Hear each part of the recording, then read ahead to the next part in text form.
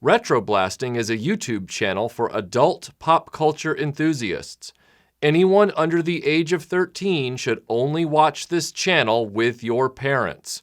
RetroBlasting is not a children's channel.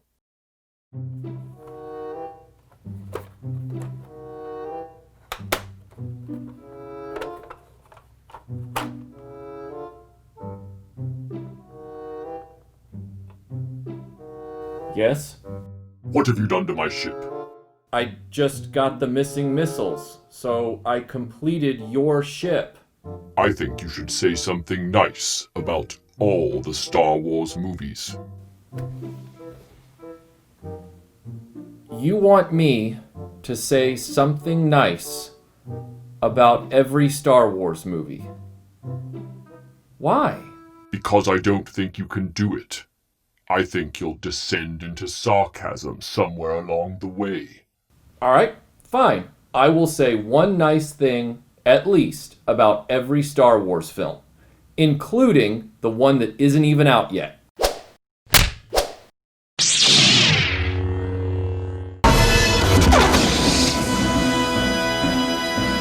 What I really like about The Phantom Menace is the Qui-Gon Jinn Obi-Wan Kenobi relationship. Now, I know that's been talked about a lot, but the reason it is because it's true. It was a very good dynamic in the movie. You were right about one thing, Master. The negotiations were short. And it's something that I wish they would have carried over into the next film, Attack of the Clones. Breaking up Obi-Wan and Anakin for that film was a big mistake because the sort of lethal weapon, buddy-buddy, master and apprentice dynamic that was going on there in The Phantom Menace was really strong. And so we needed to see that carry over into Attack of the Clones. Now, unfortunately, we didn't. But I loved that dynamic so much that I even went out at the time and bought the Hasbro 12-inch dolls of Obi-Wan and Qui-Gon. I had them on display in my dorm room. I thought that was probably the best part of The Phantom Menace. Now, there were other things that were strong in The Phantom Menace. Certainly the lightsaber choreography was great. I loved the costume design of Padme's battle outfit at the end of the film, the sort of purple velvet ensemble that she had going on. I thought that was really sharp. But yeah, those were the things that really stood out to me. With Attack of the Clones, it's a little more technical for me when it comes to what I liked about the movie because the film was so green screen heavy. It was such a bottle film. It was like Sky Captain in the World of Tomorrow. If I had to reach out and pick certain things that I really liked about Attack of the Clones from a dramatic perspective, the best thing I can say about the movie is Anakin's hunt for his mother on Tatooine and then finding her right as she dies and then, getting really angry. That was the dramatic high point for me in that film. I thought that was just an incredible scene. I thought, this is Star Wars kicking into high gear. Unfortunately, they cut away from the subsequent moment where he slaughters the whole tribe, which I know some people are going to say, well, it's because you don't want to see too much violence or whatever. But, we're talking about Anakin here. This was his pivotal moment. But that aside, that moment where his mother is in his arms for the last time was amazing. I was in the theater just like, whoa, this movie's finally, kicked into, sixth gear. Holy crap. So yeah, that's probably my favorite objective moment from Attack of the Clones. Other things I do love the banter between him and Anakin in the arena. Then we decided to come and rescue you. Good job. And I love, Ewan McGregor's reaction to that big sort of praying mantis thing when it bites his stick in half. When he thinks he's got the upper hand and then that thing is just like, nope. Those are really the high points for me with Attack of the Clones. I know that that's not, all that much, but Attack of the Clones is kind of a hot mess of a movie, as a lot of fans have pointed out, and a lot of fans pointed out because it is kind of a hot mess of a movie. Revenge of the Sith. That is my least favorite prequel. I know that a lot of people say Attack of the Clones is their least favorite or that it's the worst, but Revenge of the Sith edges out for me because it starts to get way close to the original trilogy while at the same time having some big continuity, mythology breaking things. So as a matter of fact, it might shock a lot of people to learn that my favorite prequel, none of them to me are very watchable, but my favorite prequel is actually Phantom Menace because of the Qui-Gon Obi-Wan dynamic and the fact that the movie is farthest away from the original trilogy with its events. That said, what do I like about Revenge of the Sith? Well, one, I like the fact that we finally get the right lightsaber hilts for Obi-Wan and Anakin. I know that's more of a window dressing kind of thing, but it does lend some continuity to the story, and aesthetically it brings us closer to the original trilogy, which is nice. Of course, I love Ewan McGregor's performance. He always does a great job as Obi-Wan Kenobi. And I really like their final confrontation on Mustafar, where he comes down out of the shuttle and confronts Anakin as Anakin is going crazy about to kill Padme. I like their dialogue there. I like the clash of ideologies, the clash of mentalities. It's expertly played. You will not take her from me! Your anger and your lust for power have already done that. I love the opening part of the lightsaber duel. I feel like the lightsaber duel started very strong with what looked like it was going to be Phantom Menace rivaling choreography. Unfortunately, the lightsaber duel didn't stay grounded enough. It became kind of a surf ninjas spectacle. But if you're asking me what I liked about it, I liked that first chunk of the lightsaber battle that went all the way out into the sort of catwalk right outside that computer console room area, whatever that was. The lightsaber battle all the way up through there was really strong. Once they're swinging on wires, it starts to fall apart, but just pointing that out as well. It all worked together to make a really, really strong experience for that scene. The rest of Revenge of the Sith, I mean, I can leave it on the cutting room floor. Solo, a Star Wars story. Yes, I finally saw this movie thanks to my friend Tim, who runs our live streams. Tim wanted me to see it, and when I watched it and got done with it, not a very memorable film, certainly not anything that's offending to my sensibilities, but it's nothing that I'm going to think about beyond, say, a quick mention in a video like this.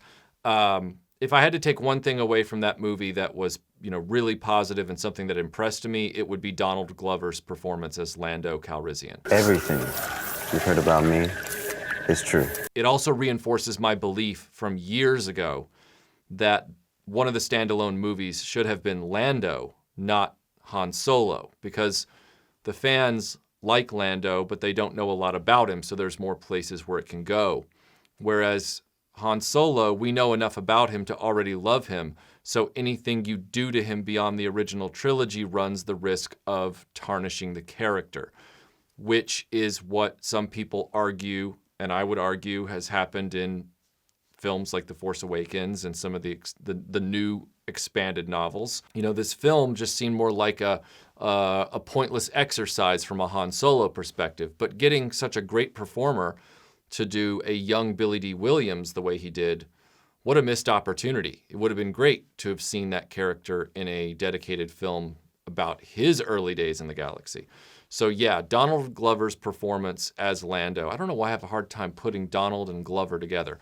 Donald Glover's performance as Lando was top shelf. I mean, it was really good. So that's what I took away from Solo, a Star Wars story.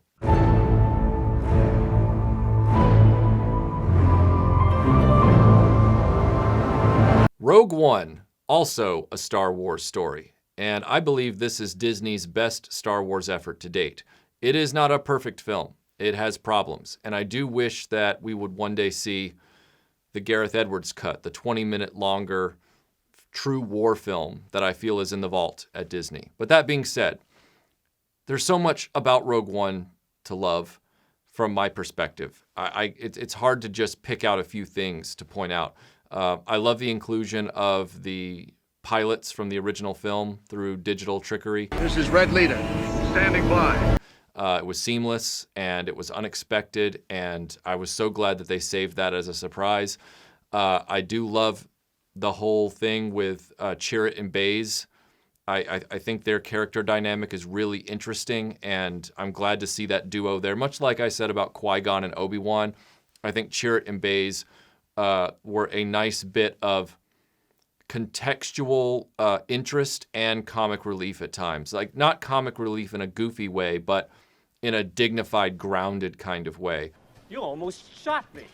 You're welcome. They were so esoteric compared to the other characters that it made the whole A-team aspect really interesting. Are you kidding me? I'm blind. I loved that original teaser trailer. And I know you're probably like, well, how is that?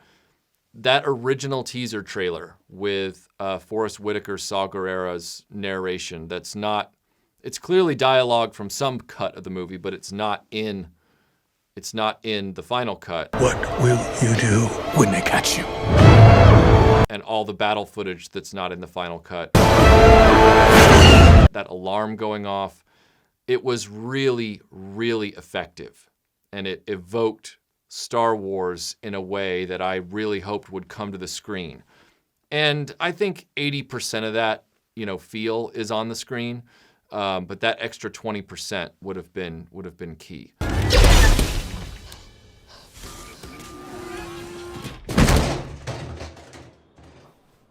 Did you know that wasn't me? K2SO.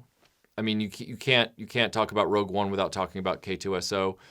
A great character, great droid, the best droid in Star Wars since R2-D2 and C-3PO by far. I am taking them to imprison them in prison. Wonderfully played by Alan Tudyk. Really liked that whole performance. Yeah, I mean, there was just a lot there to like. The gritty nature of the combat sequences, the rain, the mud. It was just a very well-conceived and well-intended movie. May the Force be with you in Star Wars. Star Wars Episode 4, A New Hope, or as I call it from my generation, Star Wars. This movie is perfection. There is only the faintest argument that maybe the stuff in the desert after Luke finds the droids and buys them from the Jawas, that maybe that sequence until they meet Han Solo is a little slow. And that's only in hindsight. When we're kids, that wasn't slow at all. You watched that movie 100 times. But Star Wars, it's been talked to death, and I don't want to get too much into it because I'm going to be doing a full video about my thoughts, as a 41-year-old guy, about Star Wars. But the whole movie set this whole phenomenon off. What can you not say positively about it? Great dialogue, great characters, great settings. The whole movie is visibly handcrafted. And I am referring to the 1977 original cut. Use the Force, Luke.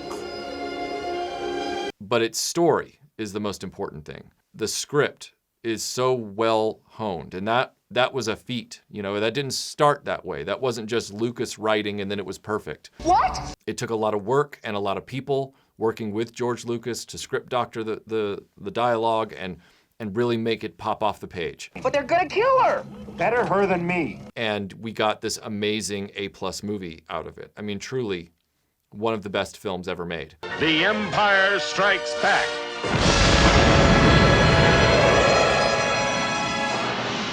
The Empire Strikes Back.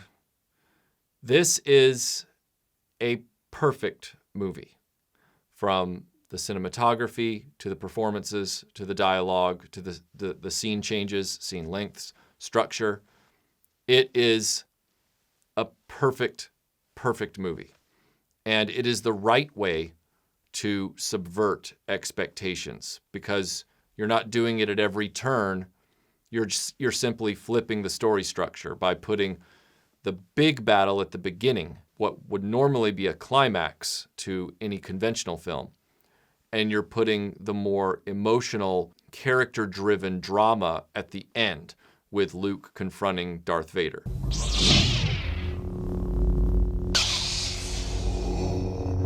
The lighting, the set design, the costume design, it all works together, but it's all understated. The special effects are just as handcrafted as Star Wars, and yet they upped their game. It's a perfect film with perfect performances, and it pushes the envelope in terms of puppeteering when it comes to Yoda to make a puppet feel, photorealistic or truly alive. Stay and help you, I will. Find your friend. It is a perfect movie. Return of the Jedi. I am somebody who was in the theater in 1983 to watch Return of the Jedi. It was the very first Star Wars movie I ever saw in a theater because of my age. I was 5. And for that reason, it will always have a very special place in my heart.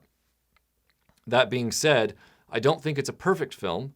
I do think it has some narrative problems that go back to changing the plan at the last minute, which we've talked about on the Dreamland podcast, which I will link to at the end of this video. So you can go hear our thoughts on how the story got changed and all that kind of stuff. But Return of the Jedi has a whopping lot of good going for it. It is still a fabulous movie.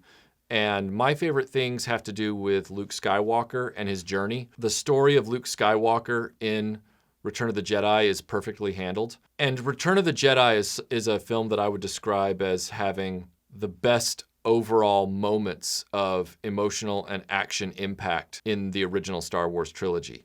The entire opening culminating in this amazing battle over the Sarlacc pit. You cannot argue that is one of the best Star Wars action scenes of all time, if not one of the best action scenes of all time. Perfectly wound tension. How are they going to get out of this? And then this amazing lightsaber fight with 100 extras. Just perfectly done. Jabba being the brilliant puppet that he was, he was physically there. How do you up Yoda? Well, make a Yoda puppet that's just as convincing, but is also, 200 times the size. All right. And then you have the whole Luke with his father dynamic of the plot, which carries over onto, the Death Star and the Emperor. Ian McDiarmid playing him perfectly. I can't say enough good things about how they handled Luke's story arc in Return of the Jedi. If there's one thing that wasn't impacted by the last minute story changes in the development process, it would have to be Luke Skywalker's journey is perfectly preserved throughout that as a singular character. And every beat that he plays is just awesome. I mean, there's no other way to describe it. I know that sounds very pat, but Luke Skywalker in Return of the Jedi is amazing. And Mark Hamill's performance is just as good, if not better, than it was in The Empire Strikes Back. Yeah. And then just as a technical side note, that final space battle with all of the TIE fighters coming out and all of the Star Destroyers and the Rebel fleet hitting them head on, it's beyond Herculean in terms of optical effects. It is incredible the way they pulled that off. And again, getting back to the handcrafted nature of it, when you know that they built everything by hand that you see on that movie, when everything there is occupying an actual physical dimension and space before it gets put on camera, that it's not in a computer, that is mind-blowing. And it should be respected, because they're never going to make a movie like that again without a computer.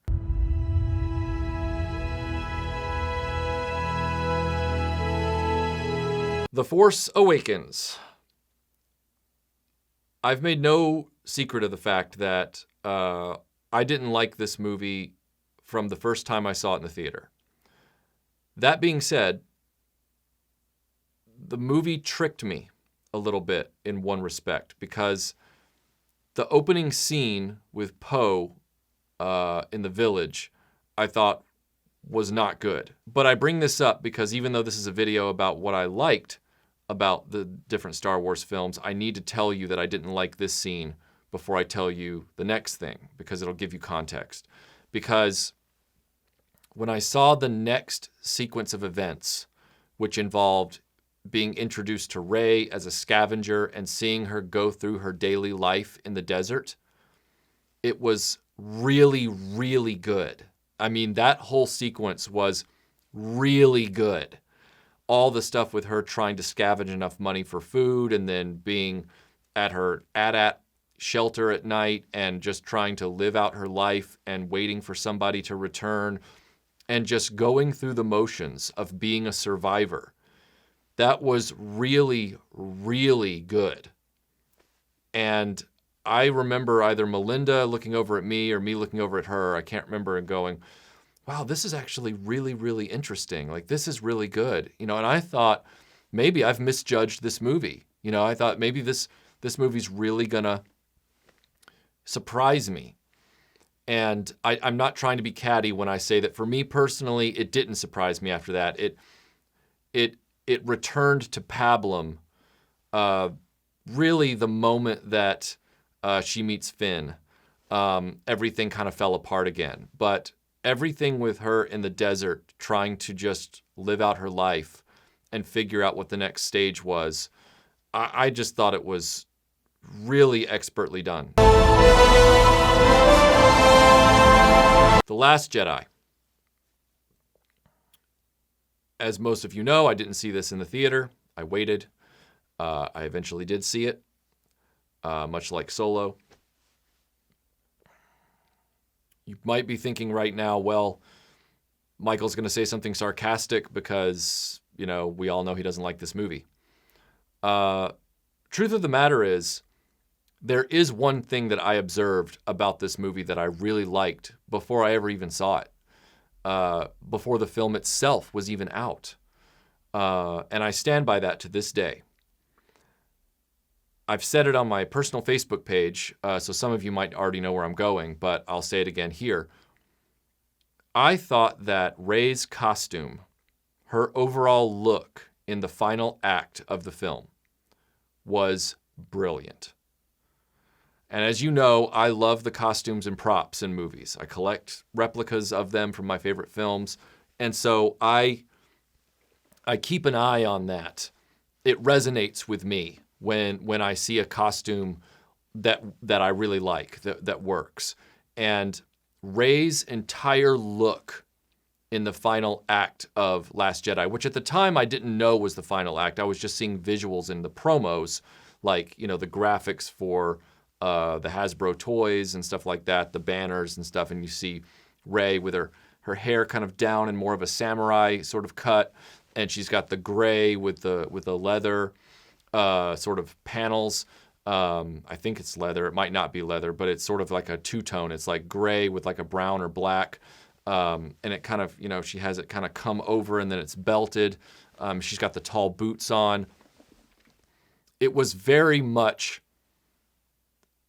working together. Like it was such a great character depiction. And I thought, oh, wow. You know, I was like, that's really sharp. I mean, that is really sharp. I would even go so far as to say that it is probably the best looking Jedi outfit.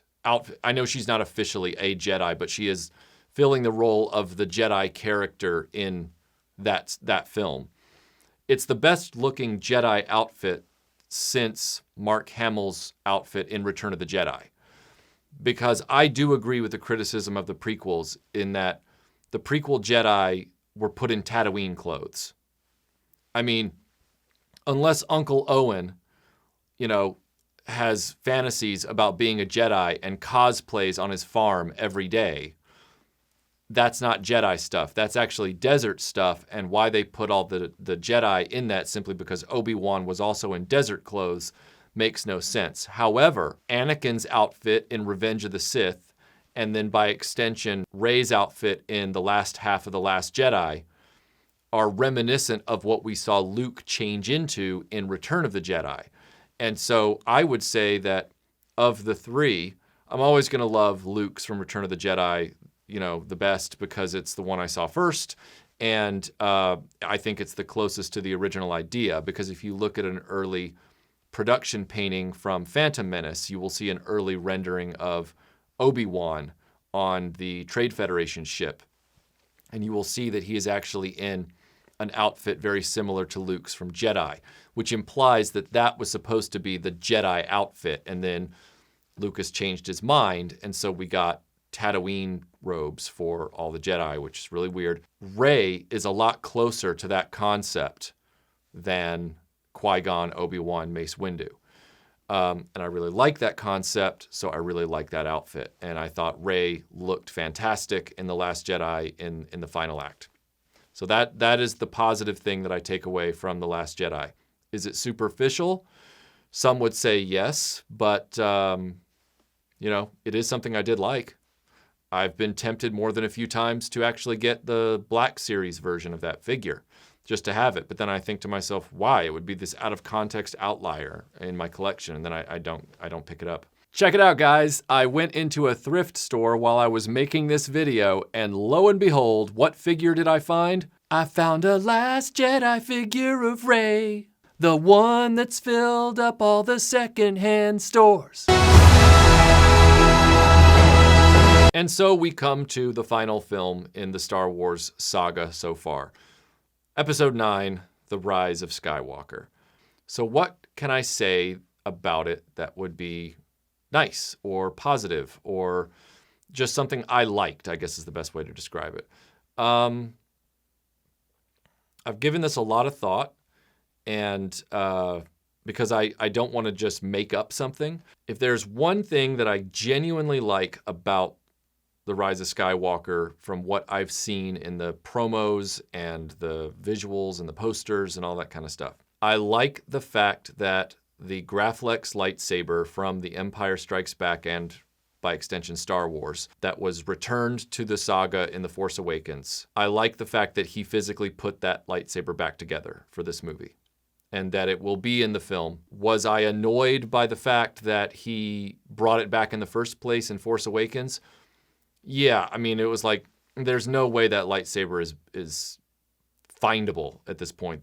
And then he wouldn't even explain how it was back. But much in the same way that Nicholas Meyer, who directed Star Trek II and killed Spock, politely declined to direct 3 because he wasn't able to wrap his head around an immediate resurrection of Spock.